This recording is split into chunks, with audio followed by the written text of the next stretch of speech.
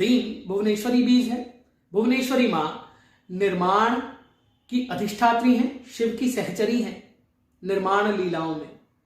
शिव कौन है? काल, महाकाल। और महाकाल जो काल से परे, जो काल को चलायमान करता है, और काली उनकी शक्ति। उन्हीं के 10 रूपों में से एक भुवनेश्वरी मां, और उन्हीं का बीज मंत्र ह्रीं, उन्हीं की शक्ति ह्रीं। अब जो मां भुवनेश्वरी का तत्व है वो निर्माण है, और निर्माण ही प्रतिपल प्रतिक्षण हमारे जीवन में प्रत्येक परिस्थिति में, एक एक परिस्थिति में, एक एक एक्शन में, एक एक रिएक्शन में, एक एक बात में निर्माण ही हो रहा है। अब निर्माण को अगर हमने जानना है तो हमें सबसे पहले अपने अंदर जानना होगा। निर्माण क्या है? निर्माण है क्रिएशन। हर एक स्थिति, हर एक परिस्थिति, आपका जीवन, आपकी मृत्यु, आपकी सोच, आपके विचार, आपका एक्शन और उसका रिएक्शन, हर एक चीज में निर्माण है। मैंने कल भी बात की आपसे कि ह्रीं पे बहुत सारी वीडियोस आपको मिलेंगी कि धन मिलता है, वैभव मिलता है, ऐश्वर्य मिलता है, अट्रैक्शन मिलती है, पावर मिलती है, वशीकरण हो जाता है, फलान हो जाता है, ढिकान। मुझे एक चीज जो आज के समय में मैं समझता हूं कि कहीं ना कहीं कमी है, वो ये है कि हम मंत्रों को बहुत लाइटली ले रहे हैं। हम मंत्रों को ये समझ रहे हैं इसका हास हो रहा है, इस पावर का हास हो रहा है, इसका मजाक उड़ाया जा रहा है एक हिसाब से। क्यों? क्योंकि आप सीधा पकड़ते हैं और मंत्र जपना शुरू कर देते हैं। इसमें कोई खोट नहीं, इसमें कोई त्रुटि नहीं। आप साधक हैं, आप साधना कर सकते हैं, परंतु जब तक आपको उस साधना का मूल तत्व नहीं पता, आप क्यों कर रहे हो वो नहीं पता, क्या केवल तुच्छ इच्छाओं के लिए ही ये जो शक्तियां हैं हमारी, ये जो मंत्रों की ऊर्जा है, ये जो एंशिएंट साइंसेस हैं, जो जीवन को पूर्ण रूपेण ट्रांसफॉर्म कर दे, जो आपके संचित कर्मों को जलाकर आपको एक नव निर्माण कर दे। नवार्न का अर्थ क्या है? नया हो जाना। नवार्न का अर्थ क्या है? स्पिरिचुअली एनलाइट हो जाना।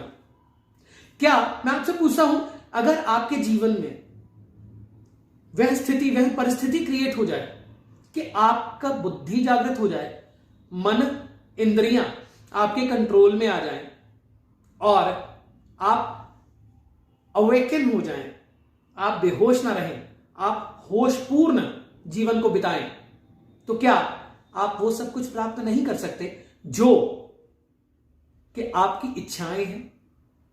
केवल इच्छाओं को लेके मंत्र जपा जाता है। यह सबसे बड़ा हास है आज के समय में हमारी मंत्रों की सत्ता का, विद्या का, एंशिएंट नॉलेजेस का, एंशिएंट स्क्रिप्चर्स का। आज यूट्यूब पे या कहीं भी वेबसाइट्स में या कहीं भी आप देखते हैं केवल ये करिए और ये हो जाएगा, और लोग भी बहुत जबरदस्त तरीके से उसको फॉलो करते हैं।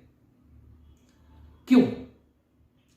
जो व्यक्ति अपनी इच्छा को जानता है, विचार को जानता है, समझता है, जो व्यक्ति अपने एक्शन को समझता है, करते हुए सोचता है, करने से पहले होशपूर्ण उस एक्शन को करता है, जो व्यक्ति उसके रिएक्शन को पहले से समझता है, जिसकी इंट्यूशनल पावर, जिसकी डायमेंशन, जिसकी फ्रीक्वेंसी इतनी हाई है कि वो जीवन में एक एक परिस्थिति को समझता है और एक एक परिस्थिति के पीछे का मूल तत्व, मूल कारण समझता है।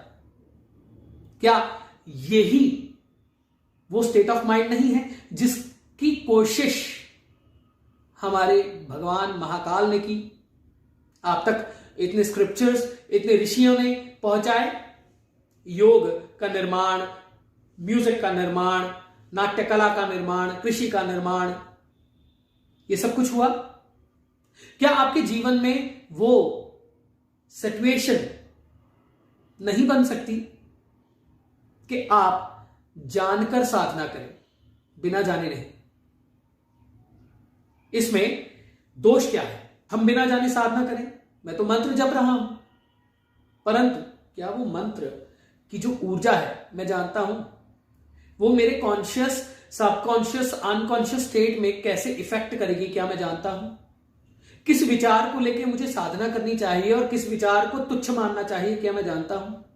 ये सब बातें इस प्लेलिस्ट, इस सीरीज, इस श्रृंखला और इन पोस्ट्स के माध्यम से मेरा एम है आपको एक एक सत्य बात बताना, तो इसलिए जुड़े रहिएगा।